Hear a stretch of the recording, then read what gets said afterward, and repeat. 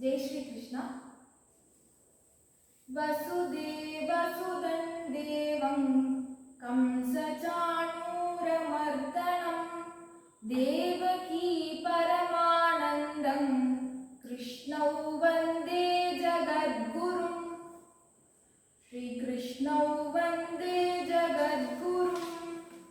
ॐ श्री परमात्मने नमः। श्रीमद्भगवद्गीता अथ पञ्चदशोऽध्यायः। श्रीभगवानुवाच ऊर्ध्वमूलमधः शाखम् अश्वत्थं प्राहुरव्ययम् छन्दांसि यस्य पर्णानि यस्तौ वेद स वेदवित्। अधश्चोर्ध्वं प्रसृतास्तस्य शाखाः गुणप्रवृद्धा विषयप्रवालाः। अधश्च मूलान्यनुसन्ततानि कर्मानुबन्धीनि मनुष्यलोके। न रूपमस्येह ततो फलभ्यते नातो न चादिर्न च सम्प्रतिष्ठा। अश्वत्थमेनं सुविरूढमूलम् असङ्गशस्त्रेण दृढेन चित्वा ततः पदं तत्परिमार्गितव्यै। यस्मिन् गता न निवर्तन्ति भूयः तमेव चाद्यं पुरुषं प्रपद्ये। यतः प्रवृत्तिः प्रसृता पुराणी निर्माणमोहाजितसङ्गदोषा अध्यात्मनित्या विनिवृद्धकामाः।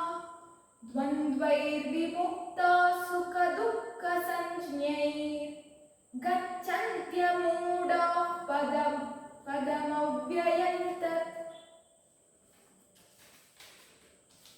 न तद्भासयते सूर्यो न शशाङ्को न पावकः यद्गत्वा न निवर्तन्ते तद्धाम परमं मम। ममैवांशो जीवलोके जीवभूतः सनातनः। मनःषष्ठानीन्द्रियाणि प्रकृतिस्थानि कर्षति। शरीरे यतवाप्नोति यच्चाप्युत्क्रामतीश्वरः गृहीत्वैतानि संयाति वायुर्गन्धान् निवाशयात्। श्रोत्रेण चक्षुस्पर्शनेन च रसनं घ्राणमेव च अधिष्ठाय मनश्चायौ विषयानुपसेवते। उद्ग्रामन्तं स्थितौ वापि ज्ञानौ वा गुणान्वितं विमूढानानुपश्यन्ति पश्यन्ति ज्ञानचक्षुषः।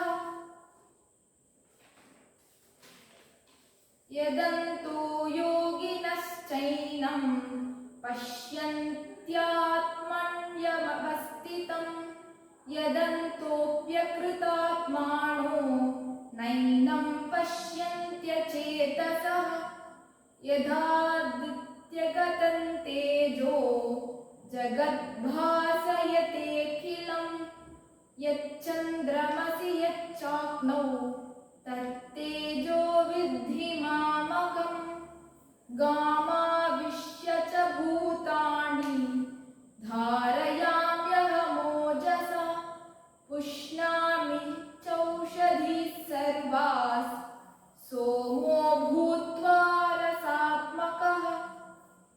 अहो वैश्वानरो भूत्वा प्राणिनां देहमाश्रितः प्राणापानसमायुक्तः पचाम्यन्नं चतुर्विधम्। सर्वस्य चाहं हृदि सन्निविष्टो मत्तस्मृतिज्ञानमपोहनञ्च वेदैश्च सर्वैरहमेव वेद्यो वेदान्ततत्कृद्वेदविदेव चाहम्।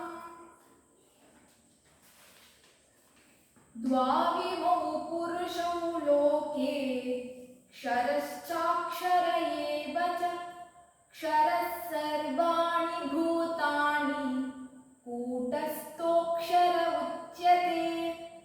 उत्तमः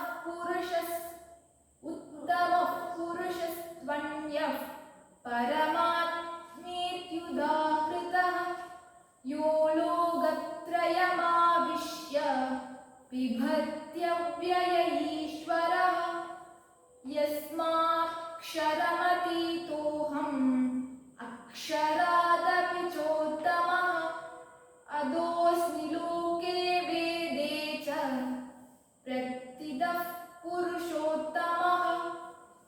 यो मामेव स मूढो जानाति पुरुषोत्तमं स सर्वविद् भजति मां सर्वभावेन भारत।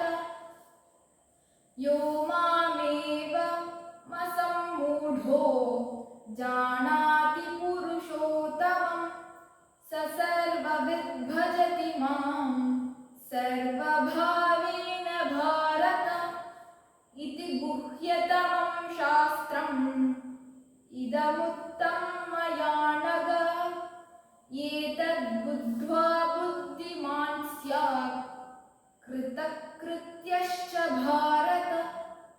ॐ तत्सदिति श्रीमद्भगवद्गीतासु उपनिषत्सु ब्रह्मविद्यायां योगशास्त्रे श्रीकृष्णार्जुनसंवादे पुरुषोत्तमयोगो नाम पञ्चदशोऽध्यायः। ॐ श्रीकृष्णार्पणमस्तु। योगेशं सच्चिदानन्दौ वासुदेवव्रजप्रियं धर्मसंस्थापकौ वीरं कृष्णौ वन्दे जगद्गुरुम्। जय श्री कृष्ण।